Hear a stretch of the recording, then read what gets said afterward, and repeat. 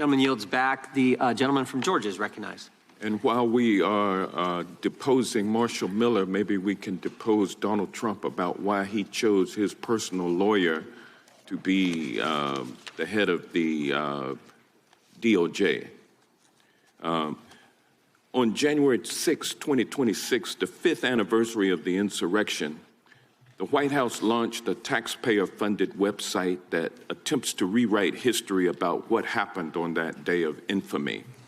On January 6, 2021, there was an insurrection at the United States Capitol that resulted in a police officer dying the next day, another 4 officers dying by suicide in the months thereafter, with at least 140 police officers being injured by the insurrectionists, with 15 of them requiring hospitalization.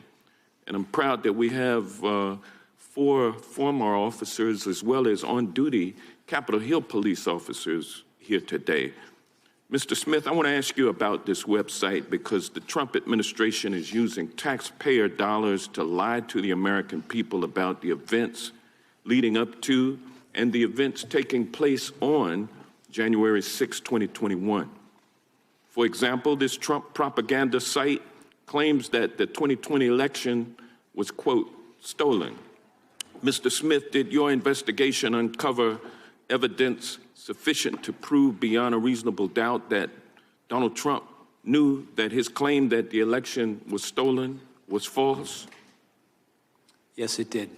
And did your investigation uncover evidence sufficient to prove beyond a reasonable doubt that Donald Trump publicly claimed that the 2020 election was stolen from him while he privately acknowledged that he had lost the election? Yes, we cited instances of that during in our case.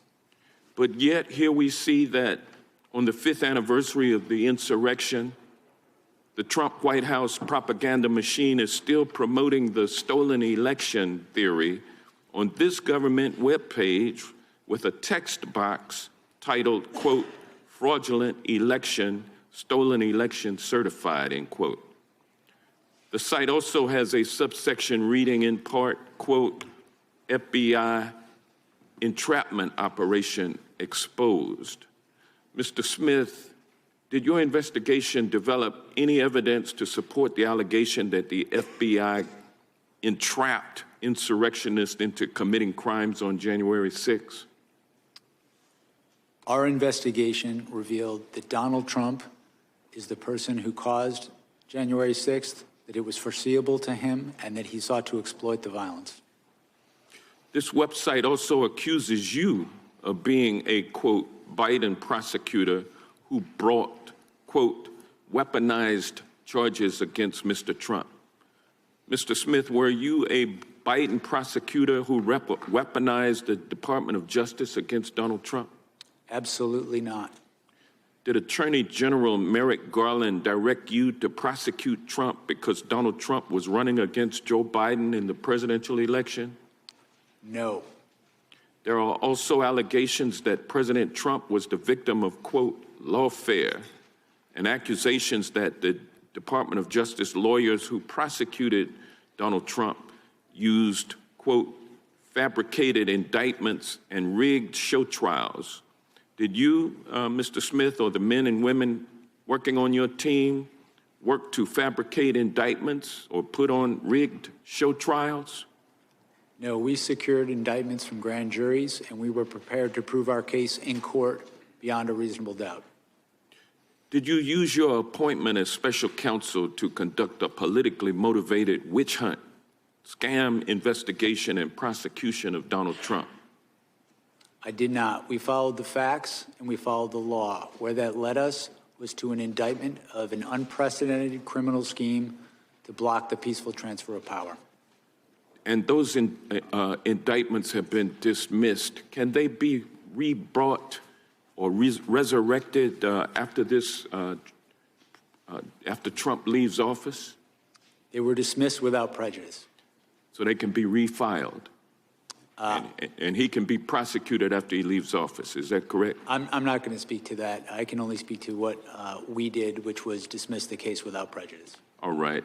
The website put out by the Trump White House on the anniversary of January 6th is nothing more than a pack of lies. It proves that Donald Trump is hell-bent on misusing taxpayer dollars in a feeble attempt to rewrite his criminal history and the history of what happened on January 6, 2021. And with that, I yield back, but I would like to, Mr. Chairman, offer for the record Unanimous consent? unanimous consent, a statement from Cybersecurity and Infrastructure Security Agency released on November 12, 2020 that states the November 3rd election was the most secure in American history. Objection.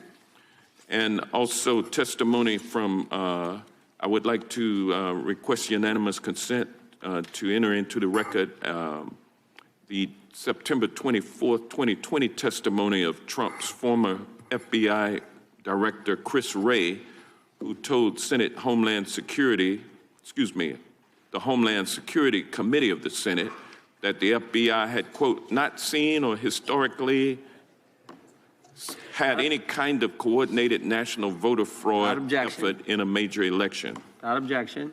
And last but not least, Mr. Chairman, I'd like to ask unanimous consent to enter into the record this article titled, Disputing Trump, Barr Says No Widespread Election Fraud.